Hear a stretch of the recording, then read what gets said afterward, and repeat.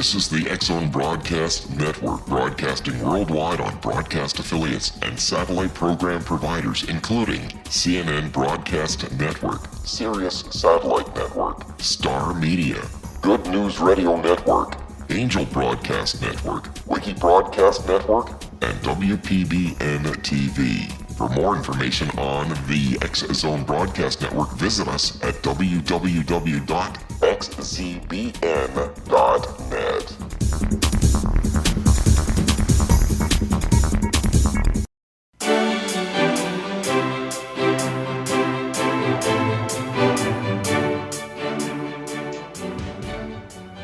A vast universe exists within and beyond our reality. What we realize with our five senses is but a tiny fraction of all that is real. The universe is not a product of matter and energy, but a projection of consciousness and energy. Welcome to the World Beyond Radio Show.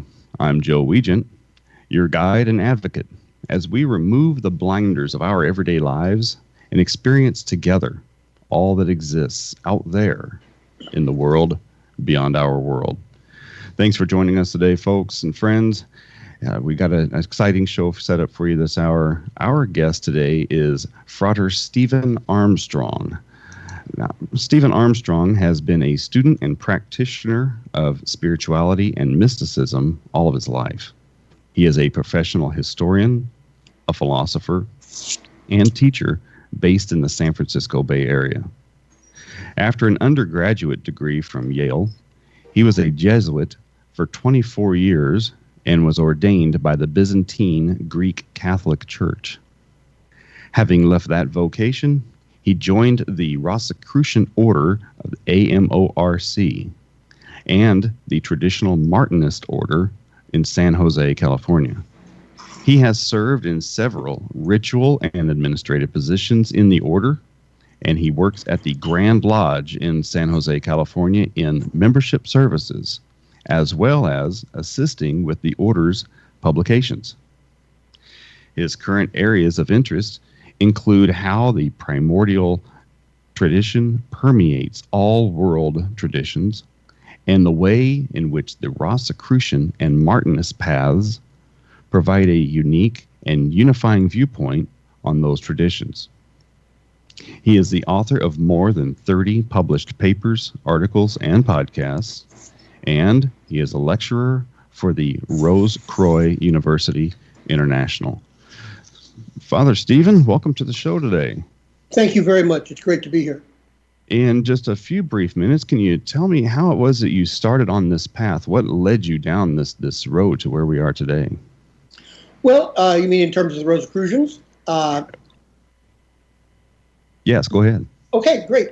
Well, as I was getting ready to enter the Jesuits back in 1977, I was visiting a friend in San Jose, and I was out walking, and I turned the corner, and Shazam, Egypt was there. Rosicrucian Park is a full city block on Nagley Avenue, and it's all in Egyptian Renaissance style.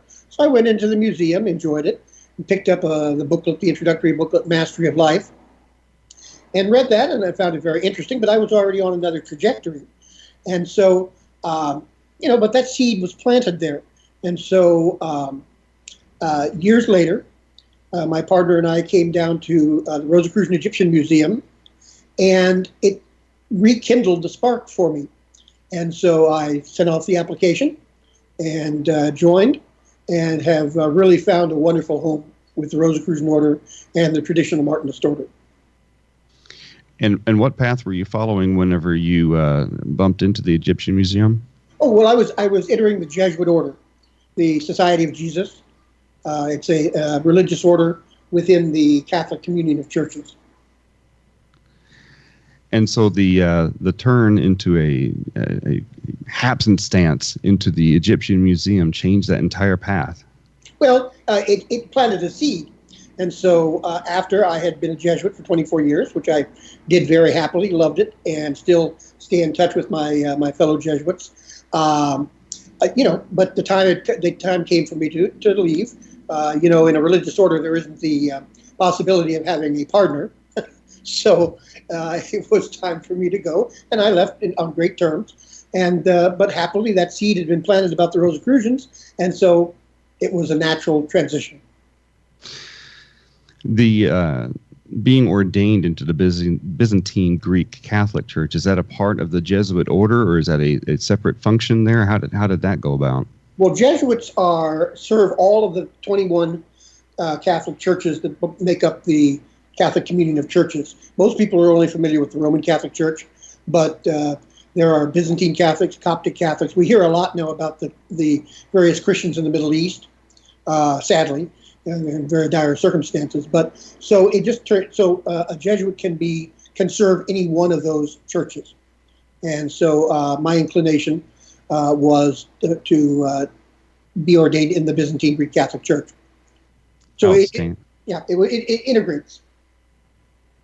Now, is that more of the Roman Catholic style, or is that more the Eastern Orthodox, or is it a mixture of both? How does that work with the Jesuits? It's exact for me, and the circumstances the church I was in. It's exactly like Eastern Orthodox, except that we were in communion with Rome. How about that? Yeah. So, briefly, what is Rosicrucianism? Well, Rosicrucianism is an ancient path. We trace our traditional lineage back to ancient Egypt, and in terms of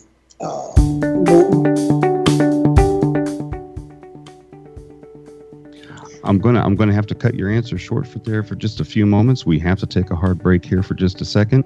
Folks, you're listening to the World Beyond Radio Show. I'm your host, Joe Weigant. We'll be right back in just a moment with Father Stephen Armstrong.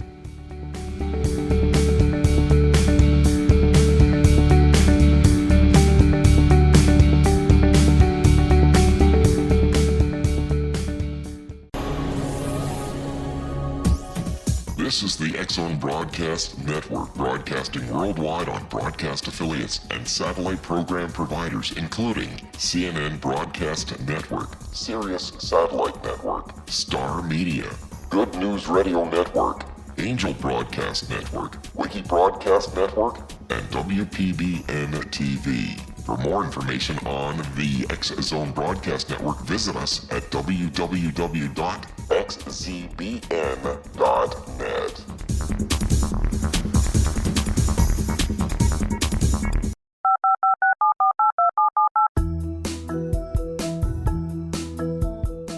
Did you know that when you're on the road with limited data or Wi-Fi, you can still listen to the X-Zone Radio Show with Rob McConnell, The Science of Magic with Gwilda Wiyaka, X-1, Dimension X, Space Patrol, and every minute of the X-Zone Broadcast Network by calling 213-401-0080, courtesy of Audio Now. No smartphone, app, or internet needed. It saves your data plan and it's free if you have unlimited minutes. Call 213-401-0080 to listen on any phone, anytime, anywhere.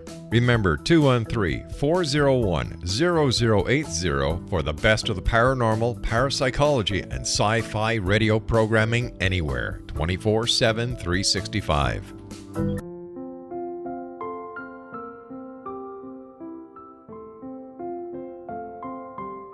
I am Dr. Carl O'Helvey, founder, president of a new cancer foundation focusing on evidence-based physical, mental, and spiritual interventions, including natural cancer cures, prayer, meditation, affirmations, nutrition, and other related holistic cancer prevention and cure modalities. These are used in cancer education, research, and financing care.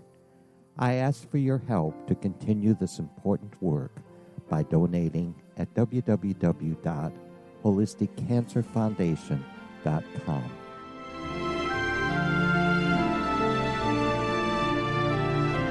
Hello, I'm Pete Marsh. With my daughter Justina, we will be presenting the new radio show, Too Good to Be True. If something seems too good to be true, it usually is. But with the help of Justina's amazing gifts, we're going to gain insight into questions that don't yet have complete answers. Have you wondered who built Stonehenge and for what reason? Why are crop circles found in the same region as Stonehenge and elsewhere? Are crop circles a hoax, or are they created with technologies that we have little knowledge of? Who built the pyramids in Egypt and also in other countries? How and why were they built? Was the Titanic switched with the Britannic as part of a gigantic insurance fraud, or for more insidious reasons? What caused the Tunguska event when trees were flattened over an 800 square mile area in Siberia? Will the new insights be too good to be true? Well, that will depend on what you are prepared to believe. Please join us as we start on this journey together. For more information on Too Good to Be True, visit www.xzbn.net. Little children aren't the only ones afraid of the dark. Millions of soldiers return from war zones with PTSD, anger, frustration, fear, and loneliness, much of which surfaces during the darkness of the night. You have the chance to change the lives of these American heroes. Songs and Stories for Soldiers.us provides free MP3 players for these men and women. With a list of 3 million songs in 16 different styles, 100,000 audiobooks, and 30,000 old-time radio programs, every veteran can find something to soothe and comfort them at no cost. All our players contain an 8-hour audio program designed to help veterans fall asleep. With 1,500 plus vets now participating, it's our goal to deliver 10,000 audio players this year. Go to our website at songsandstoriesforsoldiers.us. Help us help a veteran make it through the night.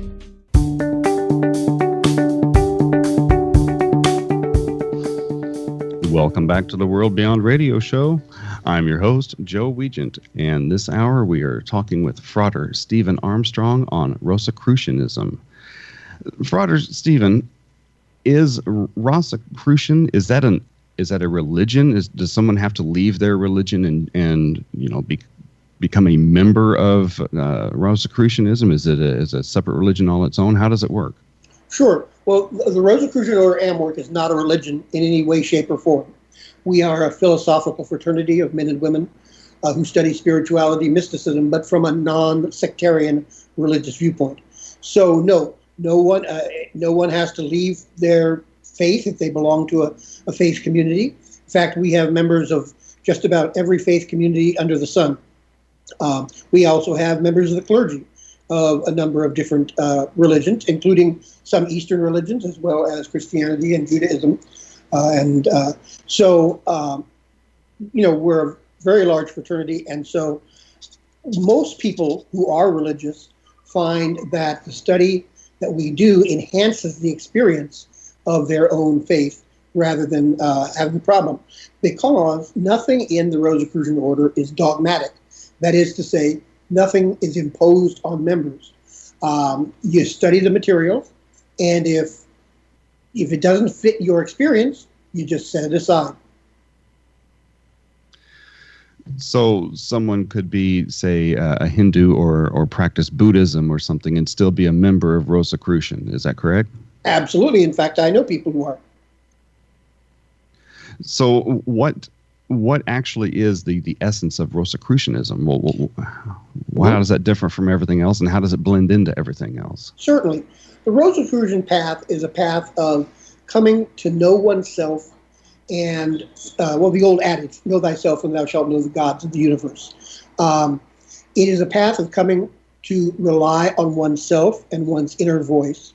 And the order's teachings are a very carefully gradated education system, bringing a person the tools that they need to investigate things for themselves. So the Rosicrucian path is not one of belief, it's one of knowledge.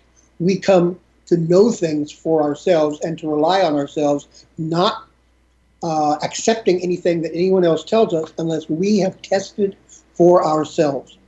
Now, we involve ourselves in spiritual practices, mystical practices, meditation, and we grow through the tools the order gives us on the level of body, psyche, the psychic gifts, and spiritual gifts. When you said that it found its origins in Egypt, would that be in Alexandria, where the Greeks and the Egyptians and the Indians all gathered together for philosophical study and exploration? At that time, did Rosicrucian, burst forth from that moment? Well, actually, no. It was there. It was certainly present there. But we trace our lineage back to the co-reign of the pharaohs Tutmosis III and Hatshepsut. And and this is in Breasted's, Egyptian records. So, this is uncontested that this event actually happened. They combined the mystery schools that were attached to each of the temples in Egypt. They were called the Per Anku, the houses of life. That's where the mysteries were taught. And they combined all of these into one order and placed that order under Hatshepsut's vizier, Hapusanet. And so that's what we trace. Now, we don't claim that they call themselves Rosicrucians or anything like that, but we trace our distant origins to that unifying of all the mystery schools of ancient Egypt. Now then, it goes along through the centuries under many forms. We just finished the Rosicrucian Digest timeline series, which you can find at rosicrucian.org, which traces all the various tributaries, alchemy, Neoplatonism, Kabbalah, etc., that flow into the Rosicrucian order. But then in 1614,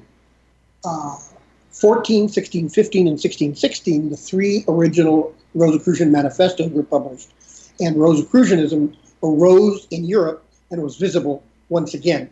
And then that continued for centuries until our founder of this round of Rosicrucian work, H. Spencer Lewis, was initiated in Toulouse in 1909 by the Rosicrucians there and given the mandate to bring Rosicrucianism back to North America, where it had been twice before. Once in Carmel, what is now Carmel, in about 1602, 1603, and then secondly, in colonial period, where both Benjamin Franklin and Thomas Jefferson were associated with our work. When you say that Rosicrucianism is a search for truth and a search for knowledge, what kinds of things should an adept be exposed to? What kinds of truths are you leading them to, and do you ever really find it? Do we ever find truth? Well, I certainly think so. Yes, it's various kinds. It all depends on what the person is looking for, of course. But the truths of our own abilities. On one level, we are helping the course helps members to hone their own psychic skills, their own abilities, and their spiritual abilities. But the truth is that the ancient adage, as above, so below, there is a natural correspondence in all things. So this is one of the basic Hermetic adages. So that we experience the oneness of all. And the ultimate goal, of course, of Rosicrucian path and of many paths is to be in union with the original source of all. You could call it the divine. Some people call it God. We refer to God of our hearts, God of our realization, and we don't define what or who God is. That's up to the individual to experience for themselves. I guess the real key is experience. Paracelsus, for instance, was very big on getting out and experiencing things. That's, I think, the core, is that it's a kind of gnosis. It's an inner experience of something so that we really come to know it. I'm glad you used that word, because one of my next questions was going to be, how close is this to Gnosticism? Because I have been recently embarking on a study of Gnosticism and Gnosis, and what you've been saying so far is falling hand in glove with what I've been experiencing myself. Well, certainly, and the Gnostics are one of the topics that are covered in that Rosicrucian timeline series that was edited by our most venerable Grand Master, Julie Scott. But we have a lot of things in common with the Gnostics, including the concept of gnosis itself, inner spiritual knowledge. The slight difference would be that in Gnosticism, I'm not a Gnostic, so I can't officially speak for them, but in Gnosticism, there tends to be an idea that the world was the creation of either an evil or befuddled demiurge. And so the point is that you have to kind of, to get up to the original source, the divine, you kind of have to get around that that sort of befuddled demiurge. That, especially in terms of ancient Gnosticism. I don't know what modern Gnostics, what their practice is. But we tend to follow more closely the Hermetic path, which would say, as above, so below. So, in other words, that there is a direct and, if you will, organic spiritual connection, Plato's ladder of being, all the way up and down a ladder, and with no obstruction.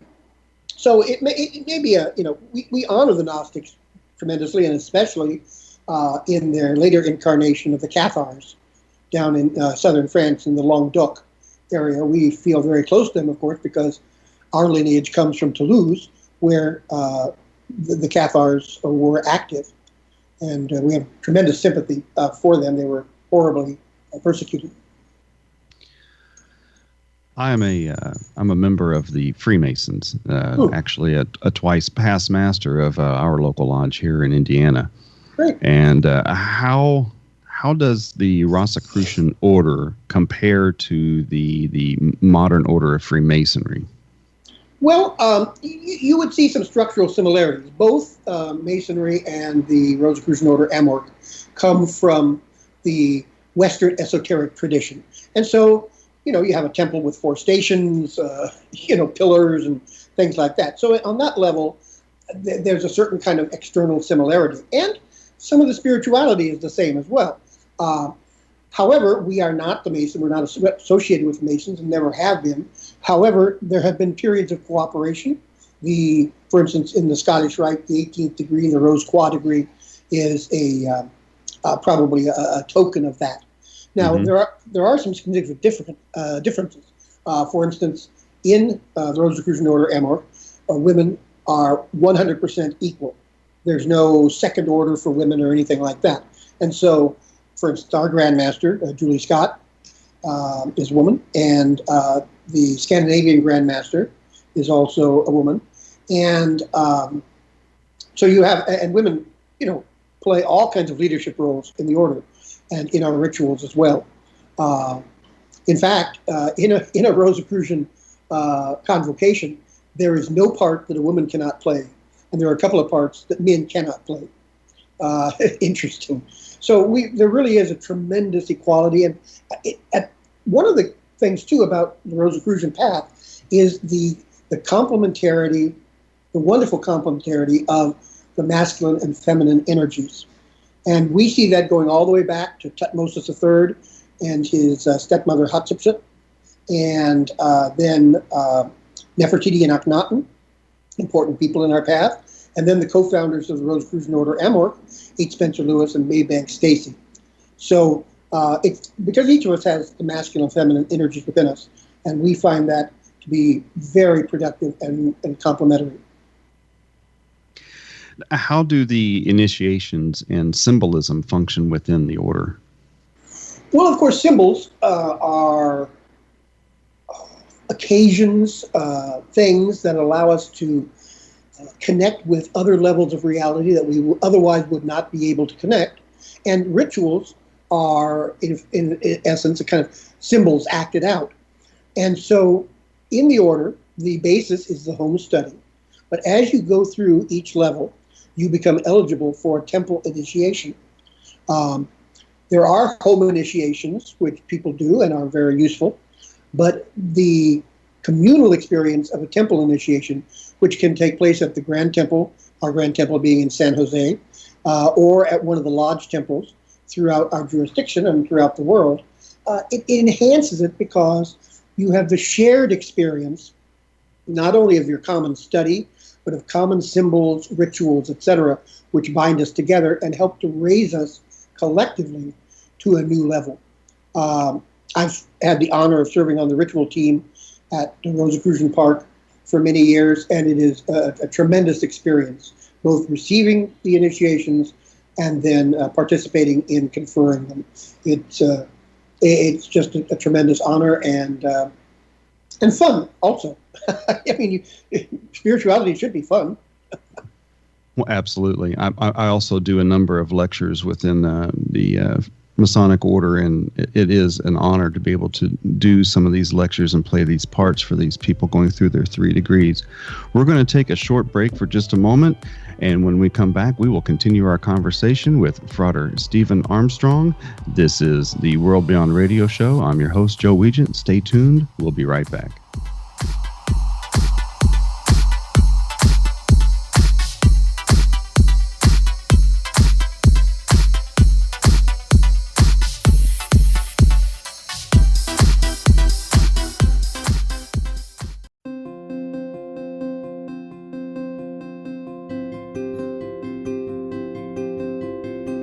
Dreams are our personal gateways into infinite wisdom. Don't miss shamanic counselor and indigenously trained dream decoder Sandra Corcoran's inspiring book, Shamanic Awakening Between the Dark and the Daylight. This remarkable work chronicles Sandra's 35 years of experience with diverse wisdom keepers and her initiations throughout the Americas and across the British Isles, Turkey, Greece, and Egypt. Sandy's knowledge of symbology, psychology, and myth influence her dream blog and workshops. Sandy offers private tarot readings, international journeys, a meditative CD, as well as her book, Shamanic Awakening, to encourage you as you navigate this earth walk, creating a deeper connection to yourself and all that is. Find this and more at Sandy's website, starwalkervisions.com.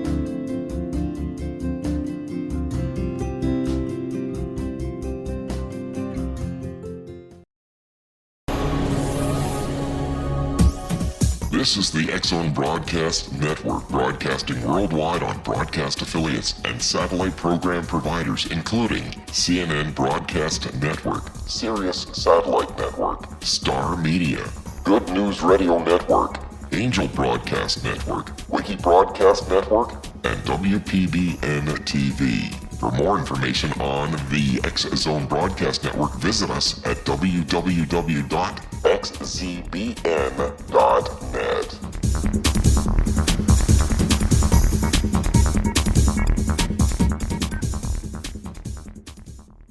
How would you like to be able to read other people's minds? Well, the next best thing is here. When you know how to read a person's name, you know how the person thinks, feels, and behaves.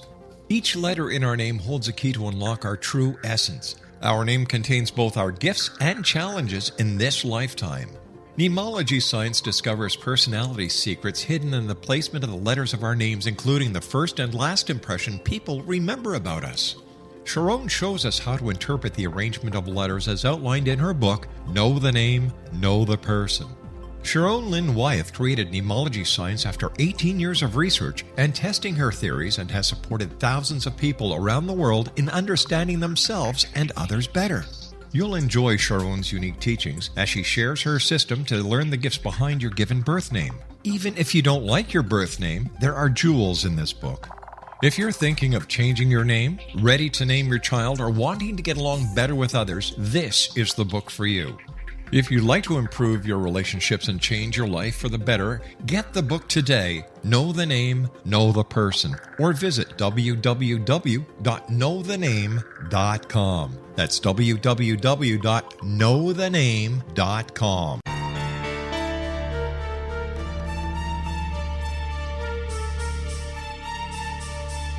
Hello, I'm Justina Marsh, and with my dad Pete, we are going to present a new show called Too Good to Be True. Together, we are aiming to discover more truths about this world and beyond. Do you have unanswered questions about the world? Do you ever wonder about aliens, conspiracy theories, or the universe? There are many shows discussing subjects such as pyramids or UFOs, but we want to relay this information based on our own research, including from spiritual means. Hopefully, listeners will be helped with their own beliefs and will appreciate the psychic insights that add to the previous research and information. We both look forward to sharing this insight and beginning this journey with our listeners. Visit xzbn.net for more information about when to listen.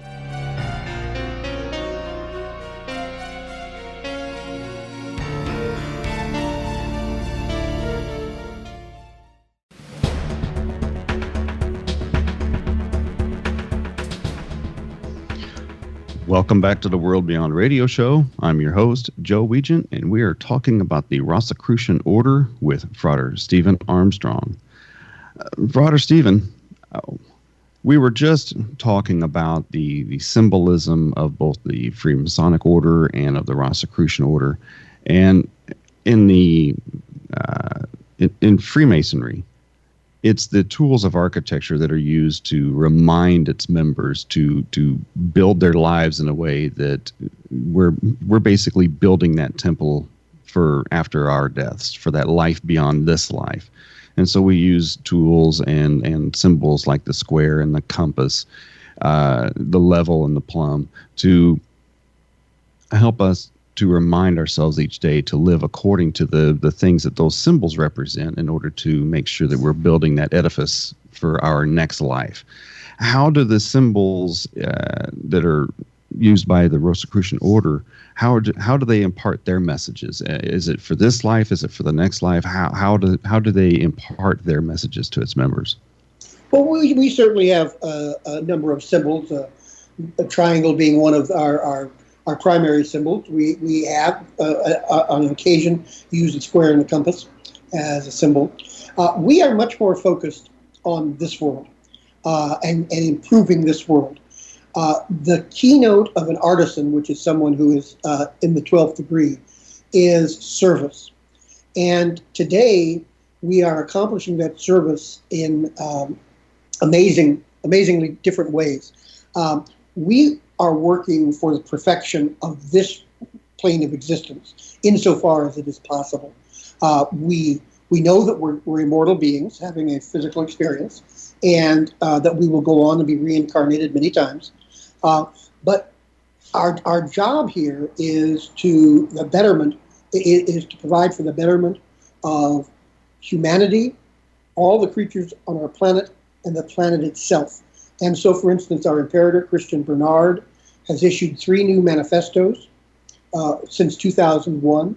The Positio Fraternitatis, the Appellatio Fraternitatis, so the position of the brotherhood fraternity and the call of the fraternity. And then in 2016, the new chemical wedding of Christian Rosenkreuz.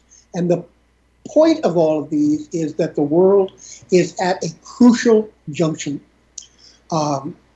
The Appellatio from 2014 calls for spirituality, that is to say, a re-spiritualization of the world, which has become very materialistic. Then secondly, if you can't go with that, then at least humanism, that is to say, to create a world that is fair and just for all humans and for all creatures on our planet. And if you can't go with that, then ecology. Because if we cannot preserve this beautiful planet that we have been given, we will have nowhere to live and to practice spirituality and humanism. A good example of where we're going on that is a project that the French Grand Lodge created called Hope2050.org. It's a beautiful evocation of what we are visualizing, that the world will turn around and correct the grievous problems that are facing us. So here's the big question. What is mysticism? Okay, great. A couple of things. First of all, in order to understand some of it, I recommend that people view our new 9-part video series that we've created. It's over on YouTube/Rosicrucian TV, called The Sacred History of the Rosicrucians. And you'll get a lot of information about mysticism there. But in a kernel, mysticism is direct connection with the divine, however you conceive the divine to be, without intermediary, and the consecrated languages, without intermediary of priest or king. So you have the great mystics of all time. Some are within religion, some are not within religion. Religious mystics, of course, are people like John of the Cross, Teresa of Avila, St. Simeon the New Theologian, Maximus the Confessor, in Christianity, and then certainly in Judaism, the Kabbalah, and then in the Far East, the Master Buddha. I mean, there's all kinds of mystics within religion, but then there's also mystics like in the Rosicrucians who are not in one particular mystical path. Now, in addition to that, a mystic has a viewpoint on the world that sees through some of the externals. You know that, like in Hinduism, they have the principle that everything is Maya, that the separateness is an illusion. And so the mystic has a kind of leg up, you might say, in being able to see the world as it really is. Now, nobody can fully live that way on this plane of existence, but we move in that direction. And H. Spencer Lewis and Ralph Maxwell Lewis, our two former imperators, and Christian Bernard, all were very deep mystics. But it's also, we use the term practical mysticism. That is to say that it's not some, pie in the sky kind of thing. This is practical. It works on a daily basis to help us in life, business, relationships, etc. So mysticism is not so much an exploration of the universe as it also is an exploration of ourselves in the universe. Right. Well, that's in fact, we go back to that adage that was above the temple of Apollo at Delphi. Know thyself and thou shalt know the universe and the gods. Because it's not only as above, so below, it's also as without, so within. So as with outside of myself, so within myself. So, you can search for the divine in the universe, but you can also search for the divine in your own heart. Both are equally valid, and they're completely complementary to one another. So how do the initiative levels of the order, how do they impart those particular messages? Well, each one of the degrees, the first 9 temple degrees, has a particular focus. Some focus on more scientific principles, some focus on more esoteric principles, and each initiation is keyed to that particular topic and uses symbolism, ritual, etc., to complement and convey what the degree entails. Now, and then, of course, we have higher degrees, 11th, 12th, 10th, 11th, and 12th, which, in the same way, the ritual complements what we are studying. So, is it whenever someone's doing this at home and they don't have access to a nearby temple, and obviously somebody in Georgia would have a difficulty going all the way to San Jose to receive initiations, and they wanted to do these things at home and become a member online or what have you. How does the Grand Lodge know that the adept has finished those initiations or has seen that particular light? Are there tests to take? Is there papers to write or some kind of revelation that they need to explain to the Grand Lodge to say, okay, I've got this point, I'm ready to move on? How does a person move through those degrees in a way that the Grand Lodge can understand that the initiate is grasping these things for themselves? Well, actually, first of all, an initiate in Georgia would go to the lodge in Atlanta. So we have temples all over the place. So it's not just the one temple in the Grand Lodge. We've got temples of, New York, Chicago, Boston, Los Angeles, St. Louis, etc. So and Toronto, and this is just one jurisdiction, and we've got all these jurisdictions around the world: the French, the Spanish, Portuguese, Japanese, Greek, etc. So we've got places all over the world. So there's lots of places for people to be initiated. But as to, we don't do testing. We trust, this is a path, a Rosicrucian really has to be a self-starter. And the goal is for the person to become their own master. There's an old, our goal is mastery of life, and that's similar to the old scholastic description of a dominus sui, a lord or lady of oneself. And so we trust that the members are being guided by the master within. And, the only person they're hurting, if they're not really paying attention, is themselves. So we don't test. We leave that up to the individual.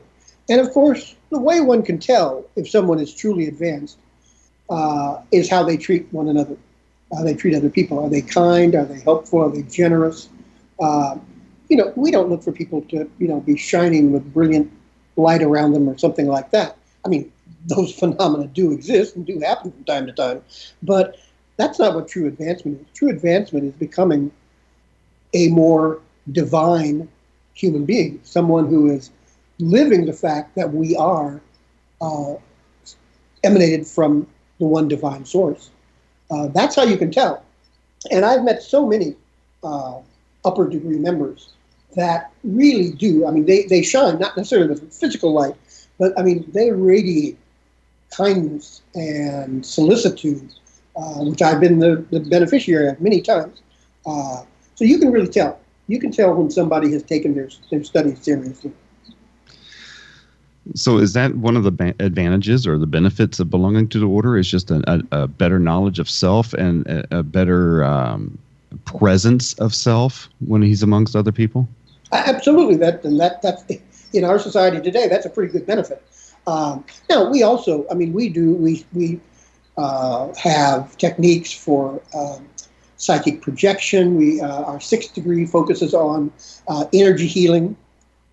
We have energy healing techniques that are not the same, but they have some of the same principles as the Asian idea that there's energy flowing throughout the body and you can work with that.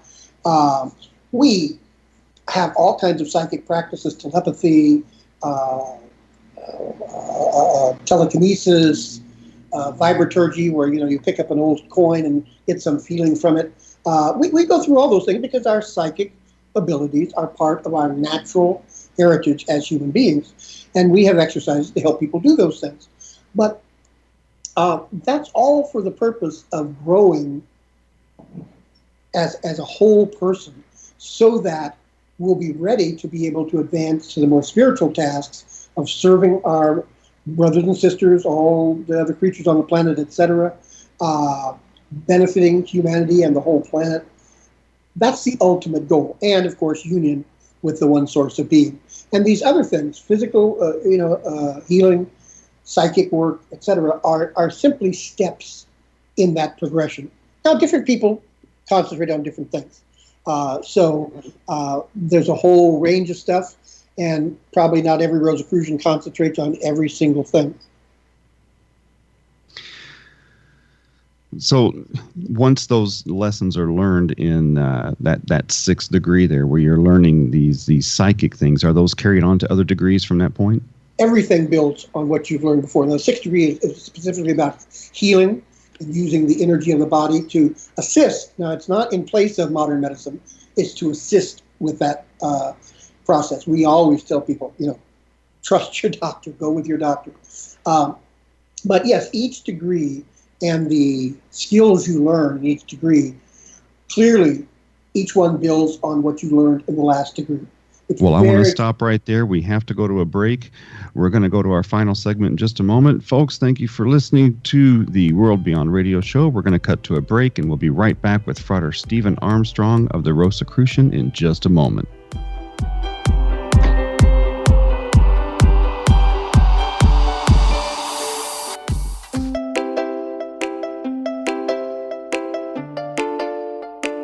Are you curious? Do you want to learn more about how the world works and have fun at the same time? Study coincidences with me, Dr. Bernie Beitman, MD, on my Connecting with Coincidence radio show here on the XZBN network. Listen to Jungians theorize, statisticians randomize, true believers evangelize, while I categorize. I dance to the rhythm of coincidences. People who experience me see more of them.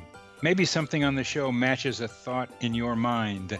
Let us know. Expand your mind to the weirdness happening around you. Synchronicity spoken here, there, and everywhere. For more information, put Connecting with Coincidence in your search engine and find my website, my social media sites, and my blog.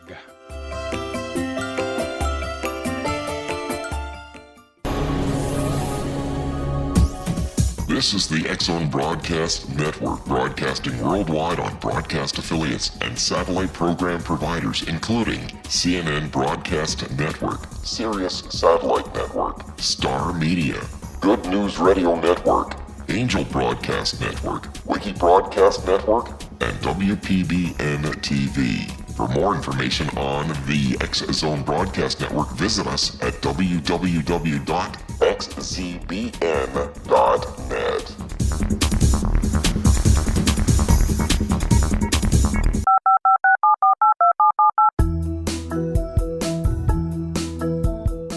Did you know that when you're on the road with limited data or Wi-Fi, you can still listen to the X-Zone Radio Show with Rob McConnell, The Science of Magic with Gwilda Wiyaka, X-1, Dimension X, Space Patrol, and every minute of the X-Zone Broadcast Network by calling 213-401-0080, courtesy of Audio Now.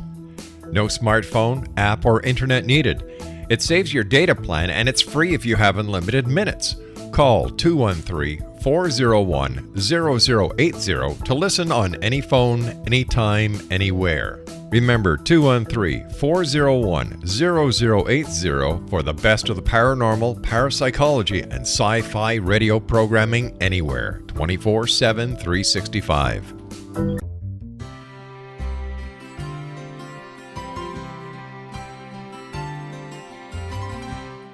True healing must address 4 levels: physical, emotional, mental, and spiritual, for us to live joyful and productive lives. We tend to treat 3 of the 4, leaving the spiritual languishing. If you're tired of the same dysfunctional patterns cropping up in your life, Soul Balancing is for you. Trixie Phelps, owner and founder of Soul Balancing, is a naturally gifted energy healer trained in numerous esoteric forms, including shamanism. Trixie has created a powerful modality that safely and effectively clears your energetic field. A Soul Balancing session can remove interference, heal trauma, and restore your hope. Contact Trixie for a life-changing long-distance session today, www.soulbalancing.world.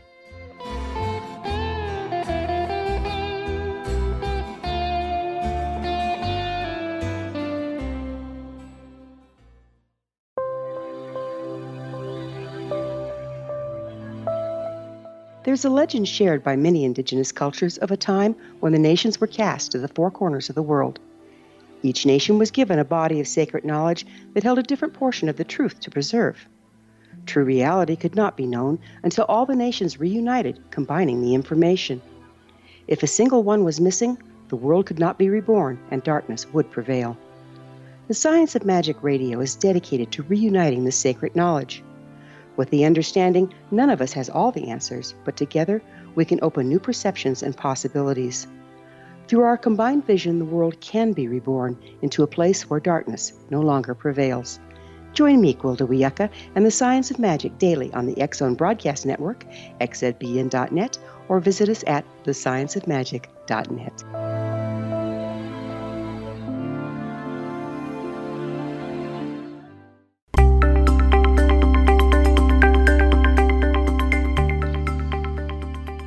Welcome back to the World Beyond Radio Show. I appreciate you tuning in today.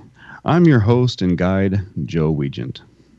And as always, our show is produced and distributed by the ever-expanding leader in New Age, paranormal, alternative health, and supernatural programming, the X-Zone Broadcast Network, and REL-MAR McConnell Media Company, at their corporate headquarters and master control in Hamilton, Ontario, Canada. To learn more about the World Beyond Radio Show, your host, or to discover a wealth of other amazing shows and their hosts, please visit www.xzbn.net. To contact me or to inquire about being a guest on the World Beyond, please email me at Joe Weigant, that's Joe, Weigant, at xzbn.net.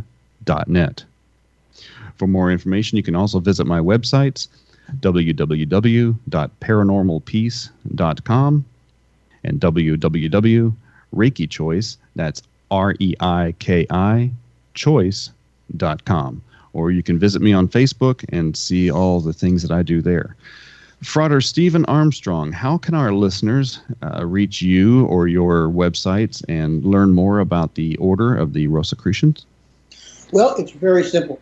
Our primary website for the English Grand Lodge for North and South America and the Caribbean is www.rosicrucian.org, O-R-G. And there you can download free booklet, Mastery of Life, which gives you a real rundown on our course of study and the benefits of being in the order, because lots of other stuff belonging to a fraternal order is more than just a course of study. We also, at that website, have tons of texts, podcasts, auxiliary material, which is free. A few books cost a little bit for an ebook, but not much. So really, that's the place to go in North and South America and the Caribbean. If our listeners are from other parts of the world, they can go to www.amorc.org. That's AMORC.org.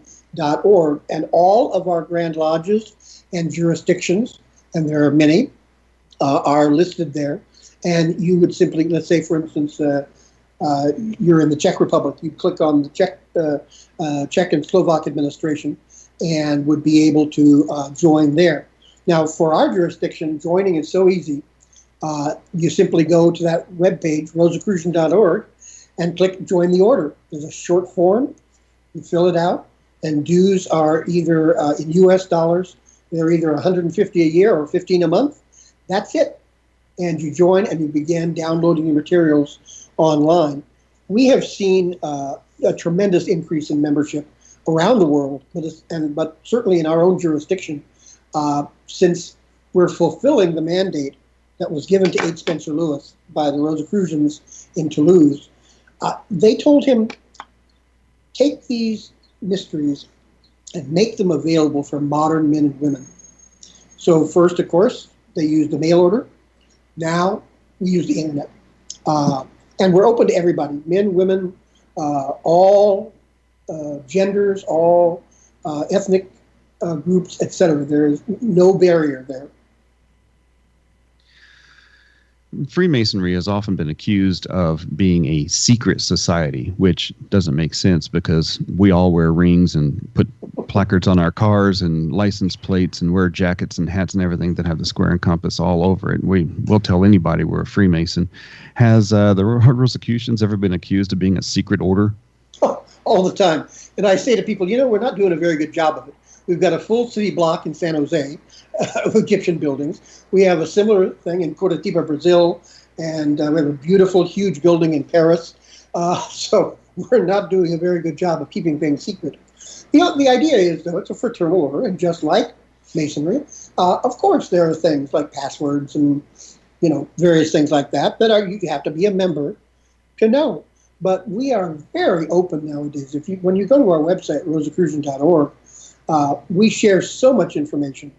We're not a secret society.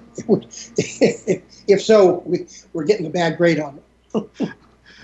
I joke with people whenever they start accusing Freemasonry of trying to take over the world and being connected with some Illuminati or whatever stuff. And I always joke back with them and say, yes, the Freemasons are trying to take over the world one pancake breakfast at a time. Yes. Well, after all, the French Revolution, the American Revolution, were certainly based on a Rosicrucian and Masonic ideals. So we have the New World Order is in fact the liberal, democratic, free world. That's the real deal that these ideals brought about. Precisely. You mentioned during our last segment about psychic abilities and energy healing. I'm a Reiki master, and I run a business doing Reiki healing for people. How is the essence of the energy work that you're teaching in Rosicrucians?